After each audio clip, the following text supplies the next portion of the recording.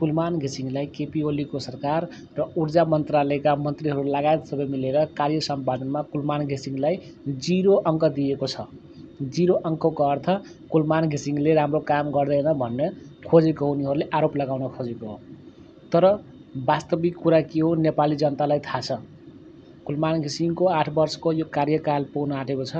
यो कार्यकालमा कुलमान घिसिङले नेपालमा कति व्यतिथि थियो विद्युत प्राधिकरणमा, त्यो सब व्यतिथिलाई चिर्ने काम कुलमान घिसिङले गरेको छ।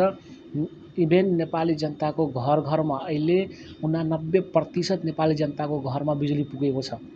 नेपालमा कुनै यस्तो गाउँ छैन जहाँ बिजुली छैन। अहिले इन्डियासँग किनेर ल्याउँदा पनि महिनाको 8-9 अर्ब रुपियाँ त त्यतिकै घाटा हुन्थ्यो विद्युत प्राधिकरणलाई। तर त्यो पैसा अहिले उल्टै नेपालले इन्डियामा विद्युत एक्सपोर्ट गरेर 13-14 अर्ब रुपियाँ अहिले नाफा कमाइरहेको छ। पहिला 700 मेगावाट बिजुली थियो नेपालमा, अहिले त्यो एक्सपान्ड गरेर अहिले 3500 मेगावाट पुर्याएको छ।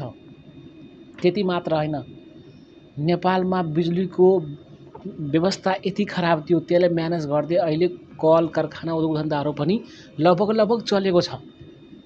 तर पहिलाकोले के गर्थ्यो भने आयात गर्दा पनि इन्डियाबाट किनेर ल्याउँदा पनि नेपाली जनतालाई बिजुली पुगेको थिएन। माफियाहरूलाई, उद्योग धन्दा र आफ्ना निकटका पैसा दिनेहरूलाई चाहिँ बिजुली पुगेको थियो। अहिले यस्तो माहौल, यस्तो वातावरण बनाइदिएको छ कि वर्ल्ड ब्याङ्कदेखि लिएर युरोपियन युनियनदेखि लिएर धेरै बाहिरका राष्ट्रका मान्छेहरू $300-400 बिलियन अहिले इन्भेस्ट गरेको छ इनर्जी सेक्टरमा।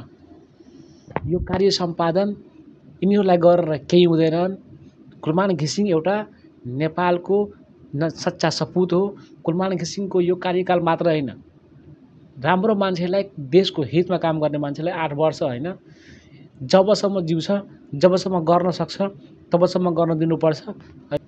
र यो 8 वर्षमा विदाय गर्ने होइन, अझै समय थप गरेर उहाँलाई तेस्रो कार्यकालको लागि पनि उहाँलाई राख्नुपर्छ। सरकारले नचाहिँदो कुरा गर्नु हुँदैन, जनताले यसको मूल्याङ्कन गर्छ।